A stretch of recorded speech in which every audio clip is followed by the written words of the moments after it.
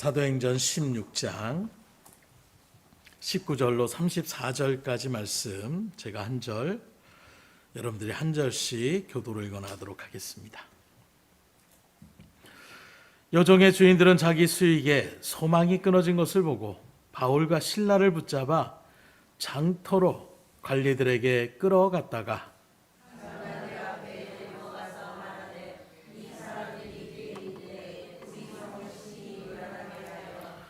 로마 사람인 우리가 받지도 못하고 행하지도 못할 풍속을 전한다 하거늘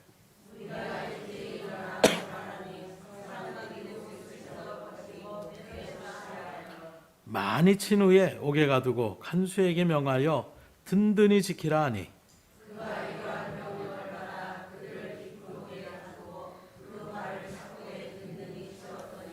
한밤중에 바울과 실라가 기도하고 하나님을 찬송하며 죄수들이 듣더라.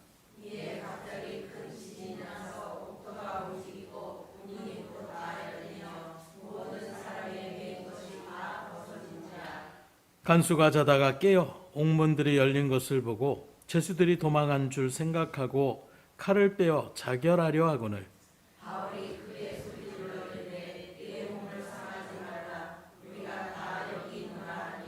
간수가 등불을 달라고 하며 뛰어들어가 무서워 떨며 바울과 실라 앞에 엎드리고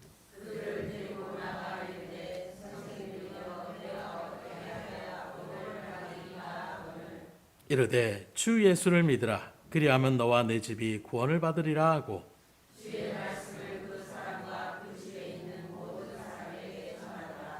그 밤 그 시각에 간수가 그들을 데려다가 그 맞은 자리를 씻어주고 자기와 그 온 가족이 다 세례를 받은 후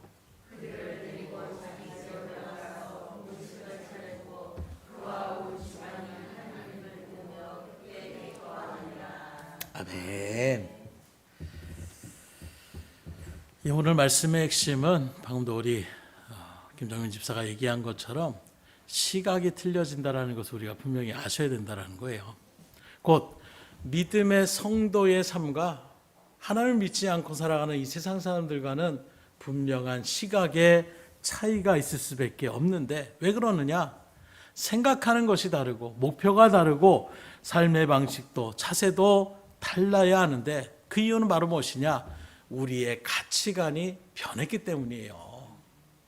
이 세상의 가치관을 두고 세상의 물질관을 두고 세상의 어떤 성공관을 두고 살아갔던 우리들이 주님을 알고 주님의 사랑이 무엇인지 알고 하나님께서 나를 왜 택하시고 나를 구원하신지를 믿음으로 깨닫게 되면 이 세상이 전부가 아니구나. 하늘나라를 우리에게 예배해 주셨구나. 이것이 믿음으로 새겨질 때에 이 세상의 사람들과 틀릴 수밖에 없어요. 그래서 어떤 분은 그렇게 표현하더라고요. 하루살이와 고추잠자리는 그 모든 삶의 어떤 형태와 이런 것들이 비슷해 보이지만 그 삶의 질과 모양이 다를 수밖에 없다. 왜냐? 하루살이는 하루가 전부이기 때문이에요. 그들에겐 그날이 전부이기 때문에 그 모든 일들 가운데 계속해서 나아가는 잠자리와는 그 삶 자체, 그 생각 자체가 틀릴 수밖에 없는 것입니다. 마찬가지로 영생이 있다고 믿는 사람과 이 세상이 전부라고 생각하는 사람들의 그 생각과 그 시점은 다를 수밖에 없는 거예요. 그런 일들 속에서 여러분들 정말로 하나님의 백성이라고 나는 예수님 영접했다라고 하는데 여전히 내 시각이 하늘나라에 소망을 두지 않고 이 세상의 성공, 이 세상의 현실의 삶에만 우리가 마음을 쏟고 거기에서 하나님 이렇게 도와주시고 거기에서 하나님 이렇게 역사하시고 이 세상의 삶 속에서 우리가 집중하고 나간다면 결코 세상과 틀린 그런 모습을 나타낼 수가 없는 거예요. 저와 여러분들은 하늘의 소망을 품은 사람임을 다시금 마음 가운데 분명히 새길 수 있기를 주님으로 축원합니다. 우리가 선포했으면 좋겠어요. 우리 옆 사람한테 나는 하늘에 마음을 둔 사람입니다. 하늘에 마음을 둔 사람답게 보이세요? 우리는 세상에 마음을 두는 사람이 아니라 하늘에 소망을 두는 사람이에요. 이게 보이지 않아요. 세상 사람들 안 보이지만 여기에 계신 분들 혹 보신 분들도 있을지 몰라요. 바울처럼 하나님의 성령의 조명 가운데 보신 분들도 있을지 모르지만 믿음의 성도들도 대부분 하나님의 나라를 보지 못했어요. 그럼에도 불구하고 우리는 약속의 말씀인 성경을 통하여 그게 믿음 가운데 새겨져서 난 정말 천국을 믿습니다. 난 정말 지옥이 있는 것을 믿습니다. 그 천국에 갈 수 있는 유일한 길은 예수님을 영접하는 것이고 나는 그 예수님이 나의 죄를 십자가에 지고 죽으셨기 때문에 내 죄사함을 받고 그러게 나는 하늘나라에 반드시 들어갈 수 있는 구원의 백성이요 구원의 자녀가 되었습니다. 이걸 믿음 가운데 새기고 살아가는 사람들이 그게 신앙인이고 그게 성도라고 얘기할 수가 있는 거예요. 그렇다면 이렇게 하늘나라의 마음을 둔 사람은 어떤 사람을 얘기하느냐? 첫째로 하늘나라의 마음을 둔 사람은 하나님의 인도하심을 따라 살아가는 사람이라고 얘기할 수가 있어요. 사람의 가치관과 이 세상의 문화와 이 세상의 어떤 사회적인 것들을 쫓아가는 사람이 아니라 하늘의 마음을 둔 사람은 어떤 사람이냐? 하나님의 인도하심을 바라고 그 인도하심 가운데로 그대로 순종하며 나아가는 사람, 이것이 바로 하늘의 마음을 둔 사람이라고 이야기할 수가 있는 것입니다. 그래서 오늘 먼저 본문의 말씀의 배경을 바라보게 되면 바울과 실라가 나와요. 근데 이 바울은 어떤 마음을 품고 있느냐? 로마로 가고 싶었어요. 그래서 그 유럽으로 가서 하나님의 일들 가운데서 하나님의 말씀을 증거하여 온 세상에 그렇게 복음을 증거하는 일들 가운데에 쓰임받고자 원했다는 것입니다. 그런 모습에서 환상 중에 마게도냐 사람이 나타나서 너는 이제 아시아 쪽으로 그런 일들 가운데 유럽으로 그렇게 나아가라고 말씀을 하는 거예요. 그래서 유럽으로 발걸음을 돌립니다. 그 발걸음 가운데에 첫 유럽의 도성이라고 할 수 있는 필리포 지역에 그렇게 들어가게 되는 거예요. 거기서 루디아라는 여인을 만나서 복음의 천초기지가 만들어집니다. 그런 일들 가운데 복음을 막 전하고 나가는데 귀신 들린 사람 하나가, 여자 하나가 와서 바울과 실라에 대해서 막 얘기를 하는 거예요. 뭐라고 얘기하고 있습니까? 그 모든 일들 가운데서 17절에 바라보게 되면 그가 바울과 우리를 따라와 소리질러 이르되 이 사람들은 지극히 높은 하나님의 종으로서 구원의 길을 너에게 전하는 자다. 틀린 말이 아니에요. 지극히 하나님의 높은 종으로서 하나님의 복음을 전하는 사람이다 라고 하는데 그 귀신 들린 여종이 계속해서 그렇게 복음을 전하려고 하면 옆에서 그렇게 소리를 지르고 나가니 말씀을 전하는, 복음을 전하기가 용이하지가 않는 것입니다. 또 상식적으로 생각해도 하나님의 종인데 귀신이 증거하는 일들 가운데서 하나님의 종이라는 것을 증거자로 이렇게 나간다는 것 자체도 어불성설이라고 얘기할 수밖에 없는 거예요. 그래서 바울이 그 여종의 일들이 계속해서 어떤 사역의 일들 가운데에 방해가 되고 더 나아가 귀신 들려서 자기 의지로 하는 것이 아니라 귀신에게 사로잡혀서 나아가는 그 영혼을 불쌍히 여겨서 담대하게 선포하는 거예요. 예수 그리스도의 이름으로 내가 내게 명하노니 나라. 그에게서 나오라는 이 어미 하나님의 종으로서의 선포에 그 귀신 들렸던 여종의 그 귀신이 떠나가게 되는 것입니다. 나음을 입게 됐어요. 한마디로 하면 청신이 온전해진 것입니다. 문제는 바로 무엇이냐?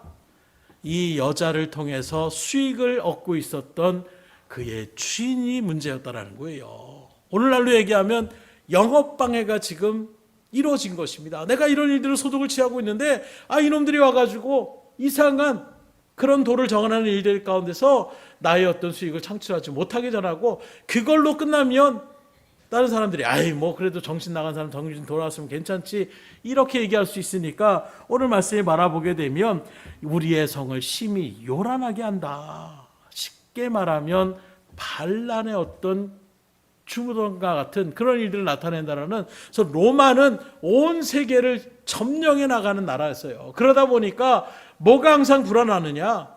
점령하고 그 다음에 또 다른 지역을 점령하러 가려면 여기 있는 사람들이 계속해서 자기들의 말에 잘 따라야 그 튼튼한 받침 가운데서 계속해서 세계 정복을 나갈 수가 있는데 나가려고 하니까 뒤에서 갑자기 반란이 일어나고 저쪽에서 무슨 문제가 일어나면 그 일들이 통솔이 되지 않나요? 그래서 로마에서 가장 강력하게 다스렸던 것이 바로 무엇이냐? 반란의 기미가 보이면 아주 다 죽여버리는 것입니다. 싹을 잘라버려요. 일벌백계의 차원으로 그렇게 하다 보니까 저게서 내가 지금 마음에 안 들더라도 절대로 그런 마음은 나타내지 않아야지 하는 것. 그래서 반란죄를 뒤집어 쓰는 것은 오늘날 우리나라의 역사를 바라보게 되면 영모와 비슷한 그런 모습, 삼족을 구족을 멸한다라고 할 정도의 그 강력한 법을 시행하는 자리 가운데 있는 거예요. 그래서 지금 그 프레임을 씌우는 것입니다. 단지 우리의 영업 방해가 아니라 그것 때문에 마음이 상했는데 이 사람이 지금 이 성을 소란케 한다, 밀란을 일으키려고 한다, 이런 프레임을 씌우니까 로마 감독관이 뭐라고? 지금 그런 일들을 나타내 옷을 찢고 묻고 따지지도 않고 그냥 채찍질을 갖다가 가는 것입니다. 그리고 채찍질로 상처가 다 그렇게 살이 다 찢겨져 있는 그 일들 속에서 그냥 감옥에, 그 컴컴한 지하 감옥 속에 음습한 곳에, 그것도 착고에 매어서 어떻게 자세를 갖다가 편하게 할 수도 없는 거예요. 앉은 자세로 발과 손에 그렇게 딱, 쉽게 말하면 우리가 예전에 우리나라 바라보게 되는 이걸 뭐라고 하죠? 얼굴에 머리에다 이렇게 목만 내놓고선 하는 거를 갖다가 하면 죄수들이 도망가지 못하는 것처럼 그런 일들을 손과 발에 그렇게 탁 채워놓는 거예요. 움직일 수도 없고 그냥 앉은 자세로 이렇게 할 수밖에 없는 이런 지경 가운데 놓여지고 있는 것입니다. 그런데 이런 일련의 일들 가운데서 우리가 바라볼 수 있는 것이, 하늘의 마음을 든 사람의 모습은 바로 이 바울과 실라와 같다는 것을 바라볼 수가 있는 거예요. 그 말은 곧 무엇이냐? 나는 이곳을 가고 싶어도 하나님이 이쪽으로 가라고 하면 그대로 순종하며 나아가는 사람이라는 것입니다. 그리고 하나님이 원하시면 그 모든 일들 가운데서 그대로 그 일들을 진행하며 나가는 사람들, 이들이 바로 하늘의 마음을 둔 사람이라는 거예요. 그러기에 이런 사람들은 세상이 감당할 수 없습니다. 뭔가 위협이 통해야 되는데, 뭔가 제재를 가하려고 해도 이미 이 세상을 벗어난 것처럼 하늘나라의 소망을 품고 하나님의 명령만을 바라보면 죽음도 불사하며 나가는 그 일들 가운데서 어떻게 해볼 수가 없는 거예요. 그래서 하늘의 마음을 둔 사람은 자기의 일신의 안녕을 꾀하며 나가지 않습니다. 고난을 피하려고 하지 않아요. 하나님, 고난 당하고 싶지 않습니다, 이렇게 좀 갔으면 좋겠습니다, 아니에요. 하늘의 마음을 둔 사람은 고난을 피하는 것이 아니라 그 고난 속에서도 하나님을 붙잡고 믿음으로 나아가는 그 일들 가운데 어디라도 주님, 그래서 우리가 잘 아는 323장의 찬송처럼 아골골짝이라도 상관없습니다, 어디든지 주님이 가라고 하면 가겠습니다 하는, 그것이 바로 하늘의 마음을 둔 사람의 신앙이라고 얘기할 수가 있는 거예요. 설도 우리가 사도행전에 그 빌립에 대한 어떤 발걸음도, 사마리아 지역이라는 곳은 유대인으로서는 더러운 지역이에요. 가고 싶지 않은 지역입니다. 그러나 그런 지역도 하나님의 말씀을 붙잡고 빌립이 나갔을 때에 하나님께서 놀라운 기적과 이적을 나타내시고 그 성에 많은 사람들이 예수를 믿음으로 영접하는 놀라운 일들을 감당할 수가 있는 것입니다. 그래서 믿음의 사람, 하늘을 바라보는 사람들은 성령의 인도하심에 머뭇거리지 않아요. 즉시로 그 말씀에 순종하며 나갑니다. 안타까운 것은 오늘날 많은 믿음의 성도라고 하면서도 성령을 내가 따릅니다, 성령의 뜻대로 가기 원합니다, 말은 그렇게 하면서 정작 성령의 인도하신 대로 나아가지 않고 자기의 욕심을 따라서 나아가려고 하는 발걸음들이 너무나도 많이 있다는 거예요. 그래서 자기 만족을 위하여 행동하고 나에게 유익이 되는 것을 위하여 행동하고 내가 조금 손해가 될 것 같으면 아무리 하나님의 말씀이 내 마음의 움직임이 되고 내 마음의 감동이 돼도 하나님, 그건 아닙니다, 그렇게 하면 내가 힘듭니다, 거부하며 나아가는 이런 일들 가운데 있는 거예요. 하나님의 입장이 아니라 철저히 내 중심, 내 입장으로 나아가는 이런 발걸음이 있다는 것입니다. 그렇다면 어떻게 해야 하나님의 인도하심을 올바로 받을 수 있느냐? 하나님의 인도하심을 받는 것은 어떻게 해야 되지? 기도를 몇십 동안 해야 되나? 교회에 살아야 되나? 의외로 하나님의 인도하심을 받는 것은 간단해요. 먼저는 그 하나님의 뜻이 어떤 것인지를 바로 우리에게 알려주는 하나님의 말씀을 읽고 묵상하는 것입니다. 하나님은 말씀을 통하여 역사하시는 거예요. 그러기에 성경을 듣고 읽고 묵상하며 하나님의 말씀, 그 주시는 말씀을 잘 마음 가운데 새기시고 그 말씀이 여러분들 가운데 들려지면 그 말씀대로 순종함으로 나갈 수 있기를 주님으로 축원합니다. 제발 좀 말씀을 받으면서 저건 아닌데 이리 재고 저리 재단하며 나가지 말라라는 거예요. 두 번째로 내게 유익이냐 하나님께 유익이냐를 살펴봐셔야 돼요. 이렇게 나가는 것이 나에겐 유익이지만 하나님의 복음을 전할 때에 내가 거짓말해서 이렇게 또 사람을 속여서 또는 이런 일들 가운데 하는 것이 잘못됐다라고 생각하는 일들이 있다라면 우린 그 일들 가운데 서면 안 돼요. 아무리 내가 힘들고 어려운 거 이렇게 하면 내가 지칠 것 같고 내가 손해볼 것 같은 자리라도 하나님의 복음이 증거되고 하나님이 기뻐하시는 것이라면 그대로 우리가 나아갈 수가 있어야 되는 것입니다. 그렇다면 오늘 저 여러분들은 어떠냐는 거예요. 하나님의 인도하심을 기다리고 고대하며 그렇게 나아가십니까? 아니면 지금도 요리 재고 저리 재고 계산하고 주저하고 내게 유익이냐 손해냐 이것만을 생각하며 나가고 있습니까? 하나님의 말씀에 즉각적으로 순종할 수 있기를 주님으로 축원합니다. 그게 은혜 받는 길이더라고요. 예루살렘 교회도 애초에 하나님의 말씀처럼 온 유대와 사마리아 땅끝까지로 증인되리라는 이 말씀을 붙잡고 자의적으로 나갔다라면 스데반이 그렇게 죽음을 맞이하는 자리 가운데 서지 않을 수도 있어요. 그러나 그들이 그 하나님의 말씀을 잊어버립니다. 그냥 우리끼리 모이니까 좋은 거예요. 예루살렘 교회가 점점 커가니까 좋은 겁니다. 그 안에서 서로 물건이 통용되고 우리들의 어려움이 해결되는 것처럼 보이니까 그것 자체가 좋은 거예요. 그래서 그 일들 가운데 예루살렘으로 머물러 있으니까 하나님이 어떻게 합니까? 강압적으로 그들을 흩으시게 하는 거예요. 그 일들 가운데 그들이 사명을 바로 깨닫고 복음을 전하긴 했지만 그렇게 강압적으로 나가다 보면 기쁨과 감사함의 어떤 일들보다는 고난과 역경이 우리 가운데에 나올 수밖에 없음을 분명히 아시고 아예 바로 처음부터 주의 말씀이 들려질 때 순종하십시오. 머뭇거리면 머뭇거릴수록 내가 의지했던 것들을 하나님이 흩어버리기 시작해요. 이런 일들 가운데서 주의 일들을 통하여 우리가 나아갈 때에 그래서 아브라함은 어떻게 합니까? 내 아들 독자 이삭을 바쳐라. 새벽에 아침 일찍 일어나는 것입니다.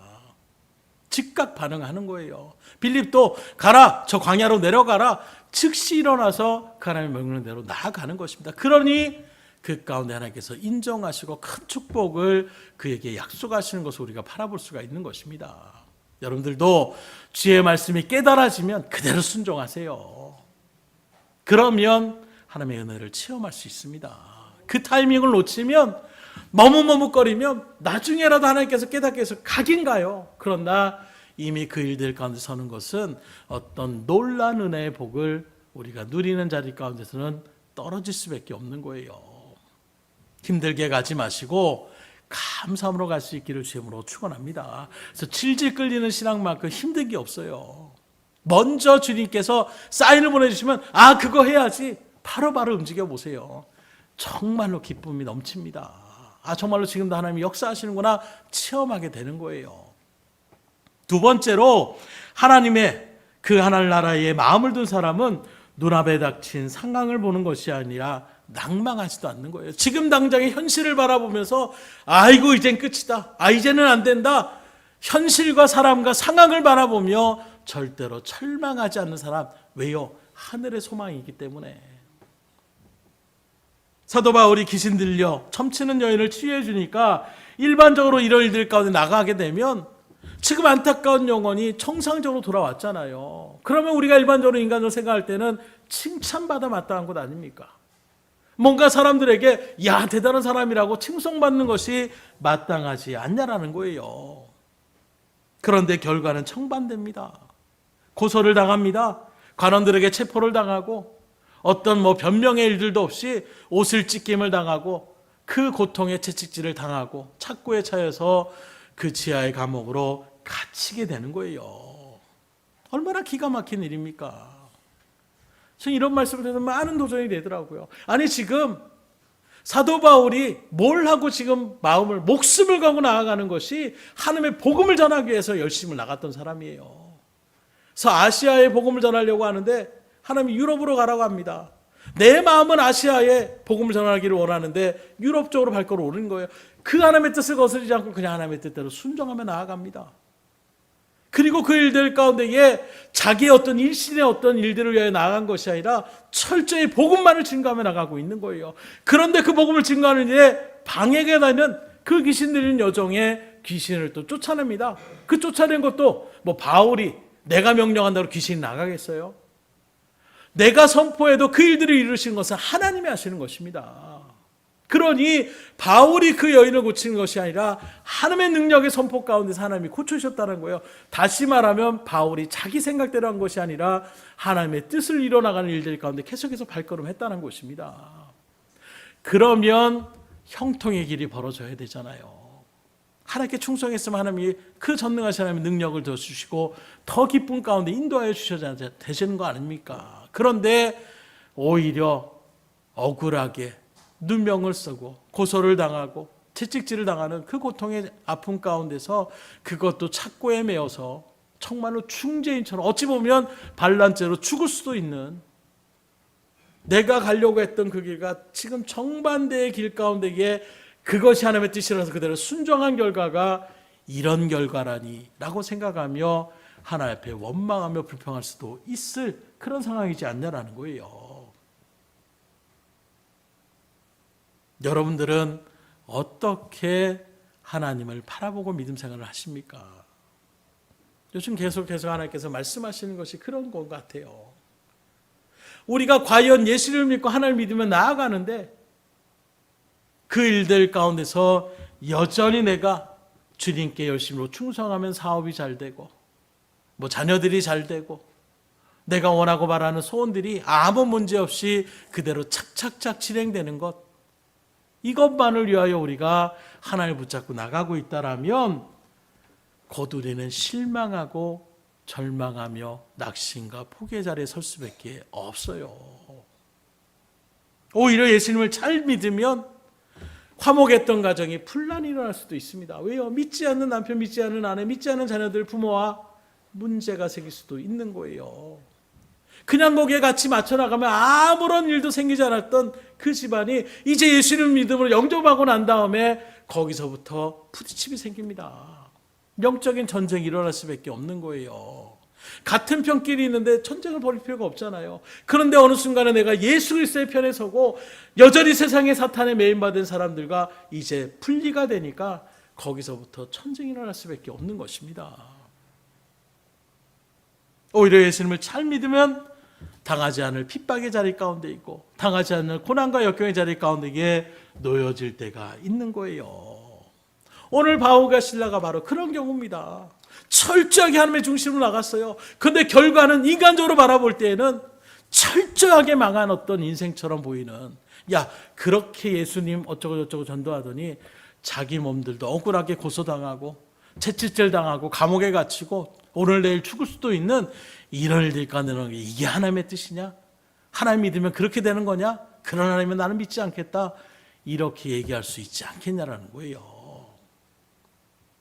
그런데 오늘 말씀에서 바라보듯이 충분히 그런 사고방식, 세상의 어떤 사고방식으로 나가면 이 세상이 잘 되고 이 세상이 성공이고 이 세상이 사이다와 같은 그런 일들 가운데에 초점을 맞추고 있다라면 지금 바울과 있을 때는 방금 제가 말씀드린 것처럼 감옥에서 울부짖어야 돼요. 하나님 이게 뭡니까? 아니 유럽으로 가라서 유럽 쪽으로 가고 빌립보로 가라서 빌립보로 가고 마게도냐의 그 사람들의 환상을 보여서 하나님께 뜻대로 가고 귀신 들린 그 여종의 그 불쌍한 일들 가운데 주의 말씀으로 선포해서 하나님이 그를 귀신을 쫓아내고 이 모든 일들이 하나님의 뜻대로 났는데 결과는 이게 뭡니까? 세상의 어떤 사고방식과 시점으로 바라본다라면 이건 밤새도록 하나님 앞에 따져 물어야 될 상황이에요. 그런데 오늘 말씀은 어떡합니까? 신기하게도 이들은 하나님 앞에 따져 묻지 않습니다. 왜 이런 결과가 됐냐라고, 하나님 나에게 왜 이런 일을 벌이냐고 묻는 것이 아니라 오히려 하나님 앞에 찬송하며 기도했다라고 얘기하고 있어요. 어떻게 그럴 수 있을까? 어떻게 그럴 수 있을까요? 하늘에 소망을 두니까 그럴 수 있는 거예요. 이미 바울과 실라는 이 세상의 어떤 성공과 어떤 이 세상의 실패, 이것은 이제 이들에게는 아무런 그것이 자신들의 일들 가운데 고침이 되지 않는 것입니다. 오히려 바울은 빨리 내가 하나님 앞에 갔으면 좋겠다. 하늘나라가 어떤 것인지를 분명하게 체험했던 사도 바울은 이 세상에 미련이 없는 것입니다.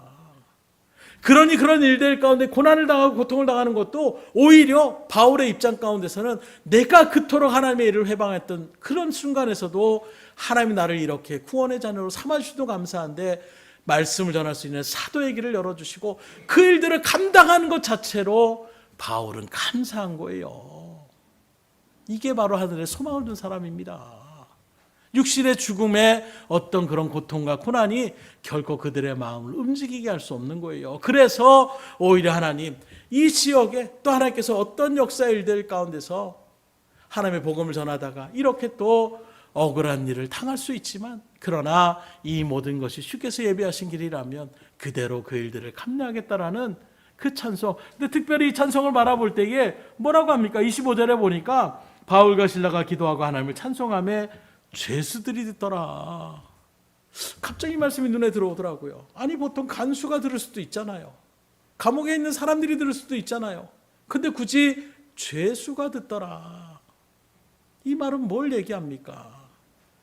죄인들을 구원하시고자 하는 그 믿음의 간증과 기도의 찬송의 소리가 바울과 실라의 입술을 통해서 증거되고 있다는 거예요.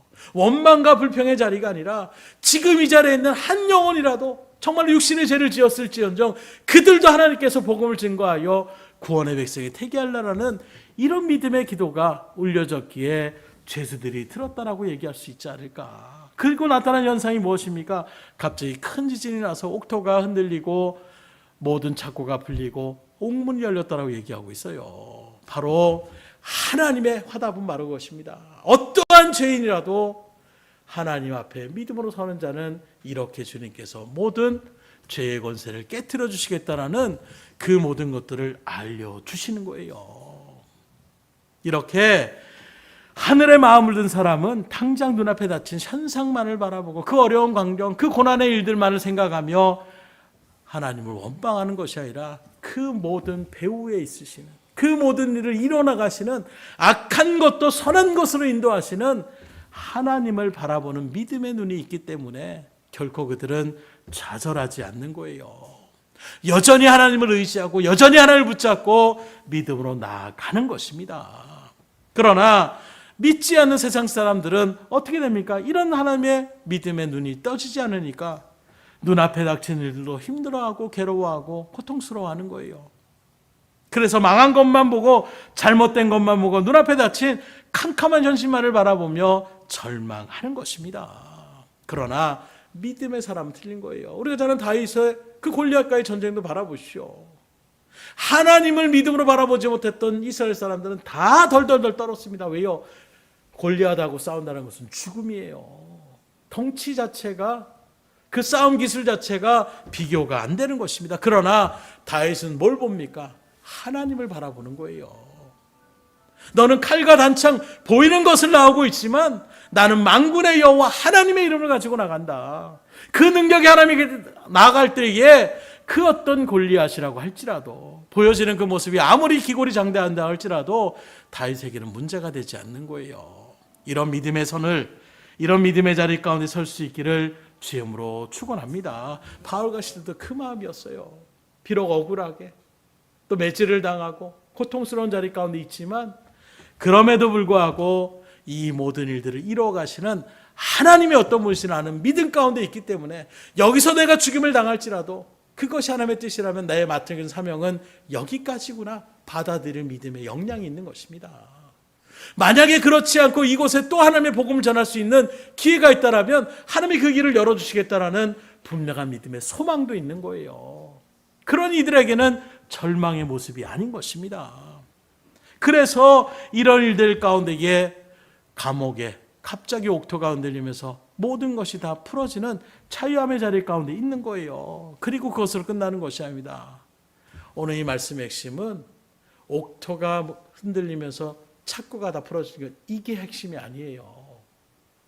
이 일들을 통하여 야 하나님의 믿음의 백성들이 신기한 일이 벌어지는구나. 기적 같은 일들이 나타나는구나. 이거의 조명이 아니라 이 일들을 통하여 간수장과 그의 온 가족들이 예수 그리스도를 영접하는 여기에 정말로 포인트와 핵심이 담겨져 있다고 얘기할 수가 있는 거예요. 지금 여러분들의 가정은 어떻습니까? 직장은 또 어떻습니까? 그 모든 것, 눈앞에 있는 것만 보지 말고 하나님이 그 모든 것들을 이끌어 가실 그 믿음의 자리에 서서 하나님을 붙잡고 하나님께서 왜 이런 어려운 가운데 놓여주는지 하나님의 계획을 알려달라고, 하나님의 뜻을 바로 깨달아서 흔들림 없이 주의 뜻을 이뤄가는 믿음의 자리에 서게 해달라고, 끝까지 주님을 붙잡고 나가는 그 발걸음 위에 놀라운 하나님의 체험을 또한 누리며 살아갈 수 있기를 주님으로 축복합니다. 그렇게 주님을 붙잡고 나아가면 옥토가 열리는 놀라운 역사가 일어나는 거예요. 마지막으로 하늘나라의 마음을 든 사람은 하나님의 기적을 체험하며 살아가게 됩니다. 여기 말하는 기적은 옥토가 흔들리는 기적이 아니에요. 정말로 기적 중의 기적은 단단하고 굳어진 우리의 심령의 마음이 활짝 열려져서 예수 그리스도를 믿음으로 영접하는 것입니다. 감옥의 지진이 일어나자 졸고 있던 간수가 정신을 차리고 옥문을 부랴부랴 가봤더니 다 열려져 있는 거예요. 그래서 스스로 목숨을 끊으려고 합니다. 왜 그러느냐? 이분들 몇 번 말씀드린 것처럼 지금 이들에게 프레임이 씌워질 것이 반역죄예요. 반역죄에 걸리면 그 혼자만이 아니라 가족까지도 다 몰살을 당할 수 있는 것입니다. 중요한 것은 간수의 역할이 바로 무엇이냐? 만약에 내가 지키고자 하는 그 죄수가 도망을 가면 그 죄수의 그 죄목이 그대로 나에게 적용이 되는 거예요. 그 바울과 실라가 도망을 가버리면 그걸 맡았던 간수장에게 반란의 그 역모의 죄가 그대로 자신에게 임하게 되는 것입니다. 그러니 내가 그런 일들 가운데서 가족까지 다 해를 당하느니 나 스스로 빨리 목숨을 끊고 해를 당하는 것이 낫겠다. 그래서 찾으려고 하는 것이 아니라 칼을 빼들고 자결을 하려고 하는 것입니다. 그러나 이 모든 일들에도 바울과 실라가 어떻게 합니까? 그러지 말라는 거예요. 우리가 여기 있다라는 것입니다.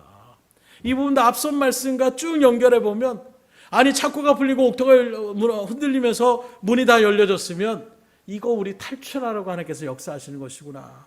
세상이 어떤 사이다, 세상이 어떤 바라는 소망, 세상이 어떤 바라는 기적을 생각한다라면 후다닥 하고 도망가야 되는 거예요. 때는 이때구나. 아, 하나님이 우리를 풀어주셨구나. 그러나 바울과 실라는 이미 그런 것은 초월했습니다. 복음을 전하다 죽는 것, 그들에겐 크게 소망이었어요. 그런 일들 가운데에 목숨을 부지하고 도망간다? 아닙니다. 이 모든 일에 하나님이 응답해 주셨는데, 그러면 이 응답의 일들을 통하여 어떤 복음의 역사를 하나님께서 이루어 나가시는가? 그들은 기다리고 있었다는 것입니다. 이게 놀라운 것 아닙니까?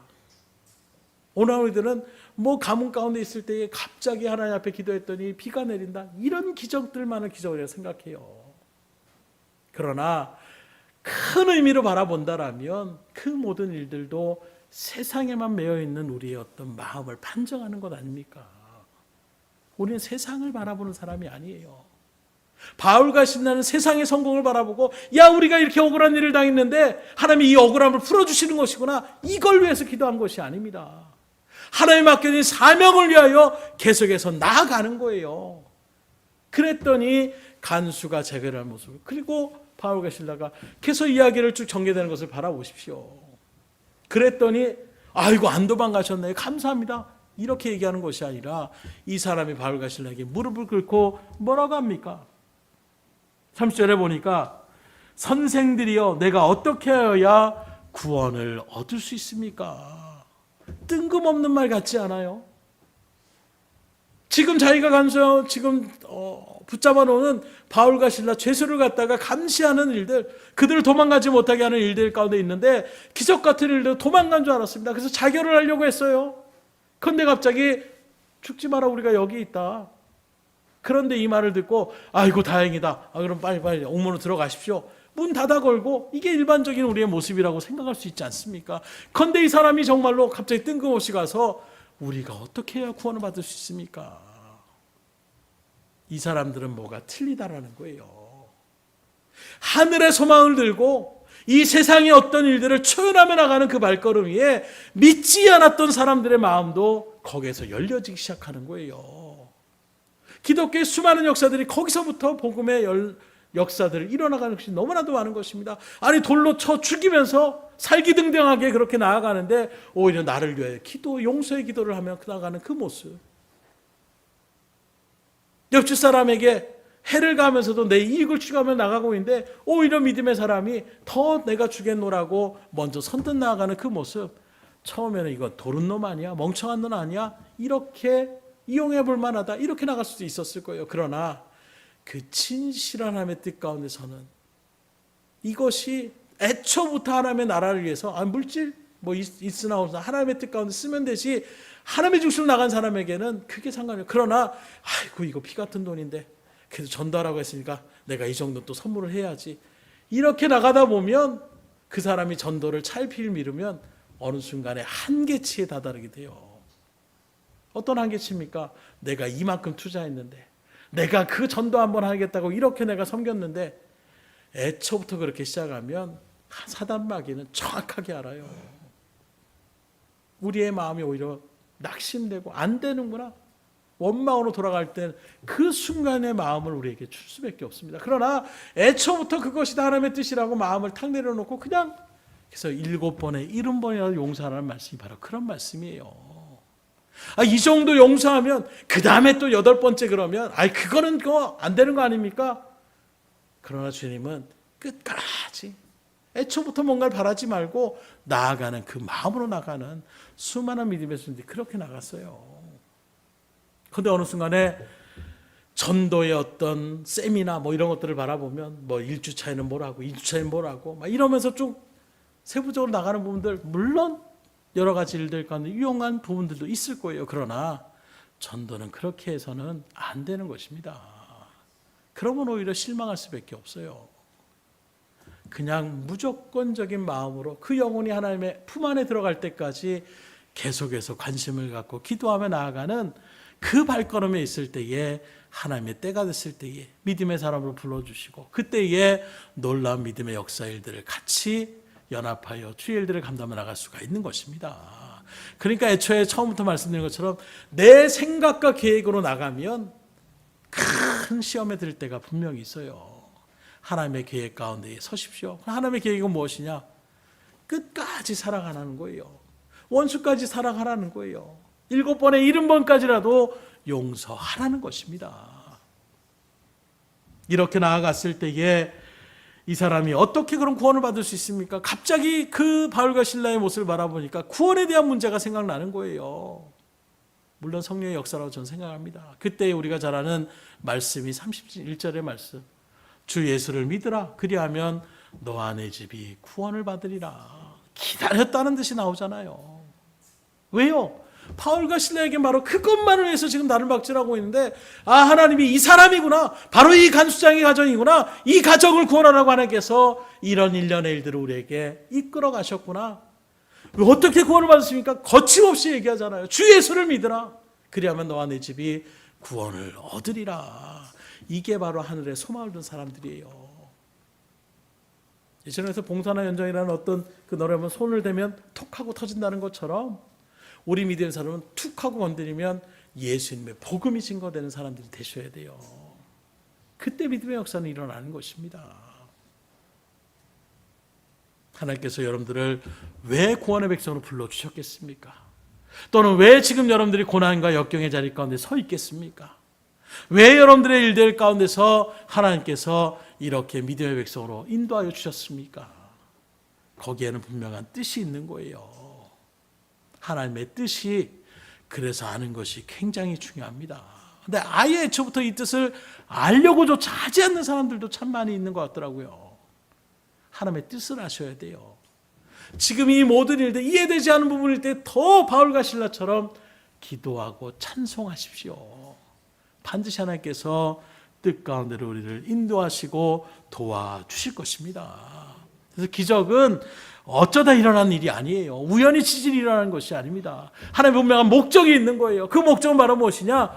바울과 실라를 풀어주려고 하는 목적이 아닙니다. 간수장의 온 가족을 구원의 백성으로 삼으시고자 하는 하나님의 놀라운 뜻이 있는 거예요.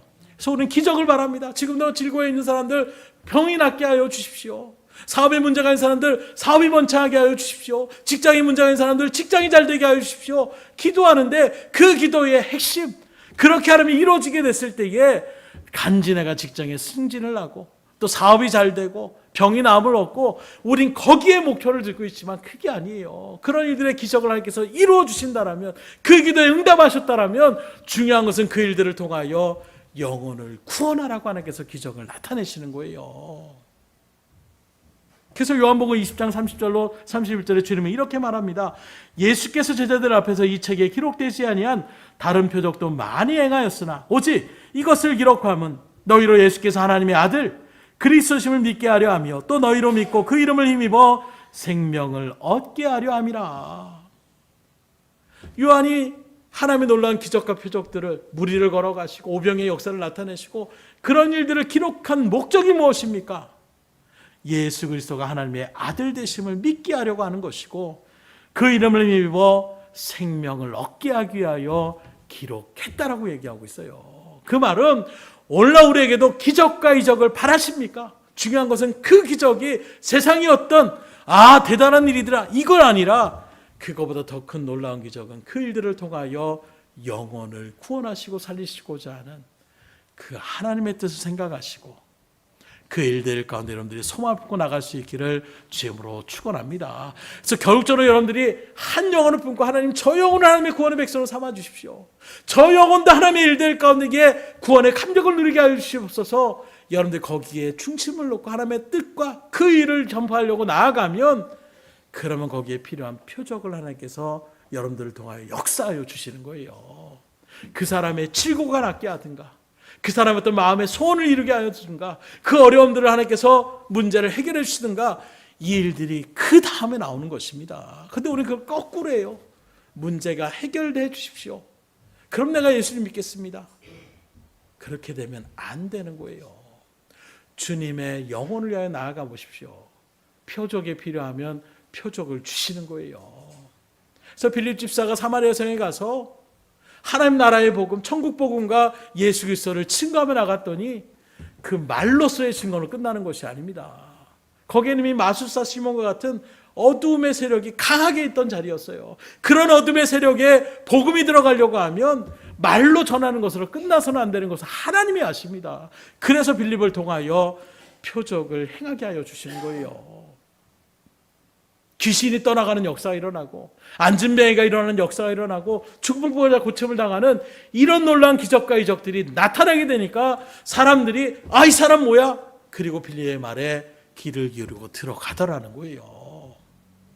그래서 오히려 어찌 보면 기적과 이적이 나타나는 자리는 어둠의 영적 전쟁이 가장 치열하게 일어나는 곳에 일어날 수 있음을 우리가 또한 엿볼 수가 있는 것입니다. 그러니 어떠한 자리에 있든지 여러분이 하나님의 복음을 증거하는 일들 가운데 서보세요. 필요한 부분들을 채워주십니다. 그게 물질과 사람과 이런 부분 정도가 아니에요. 하나님의 놀라운 권능의 역사를 하나님께서 우리를 통하여 이루어 나가심을 믿으시고, 이 세상이 아니라 하늘에 소망을 두셔서 주의 놀라운 일을 감당하시고 많은 영혼들 구원의 백성의 자리 가운데 인도할 수 있는 여러분들의 복된 발걸음이 될 수 있기를 주님으로 축복합니다. 기도하겠습니다. 하나님 감사합니다. 우리가 무엇이 간데 이렇게 사랑해 주시고 주의 은혜 자리 가운데 인도하여 주심, 그것만으로도 감사한데 또한 우리의 기도에 응답하기를 원하시고 우리의 아픔들을 거둬가기를 원하시며 우리의 고통을 평강과 기쁨의 자리로 이끄시고자 원하시는 하나님의 뜻을 또한 말씀을 통하여 확증케 해주시니 감사를 드립니다. 그 모든 일들의 중심에 잠시 잠깐 이 세상의 즐거움과 성공이 아니라 우리에게는 이미 영원한 하늘나라의 처소가 준비되었음을 약속하여 주셨사오니 그 하늘의 소망을 품고 이 세상의 어떤 어려움과 고난의 시간 속에서도 그 환경 때문에 무너지지 않기를 원합니다. 그 사람 때문에 무너지지 않기를 원합니다. 그 상황 때문에 무너지지 않기를 원합니다. 오히려 그 속에서도 하나님의 뜻이 무엇인지를 더욱더 알아가고자 원하는 믿음의 기도와 찬송의 영광을 돌리는 바울과 실라처럼 그 자리를 온전하게 지켜서 주님의 놀라운 기적의 역사, 영혼을 살리는 구원의 역사를 우리의 발걸음을 통하여, 우리의 손길을 통하여, 우리의 입술의 선포를 통하여 마음껏 행하게 하여 주시옵소서. 가장 가까운 우리 가족으로부터 시작해서 사랑하는 남편, 사랑하는 아내, 사랑하는 자녀, 사랑하는 부모, 친구, 이웃들에게 정말로 생명의 복음을 담대히 선포케 하여 주시고 필요한 표적들도 주님께서 필요하다면 허락하여 주셔서 그 영혼들을 구원의 자리 가운데 이끌어가지 부족함이 없도록 인도하여 주시옵소서. 모든 것을 주님 앞에 의탁드리오며 예수의 손 받들어 기도드렸사옵나이다. 아멘.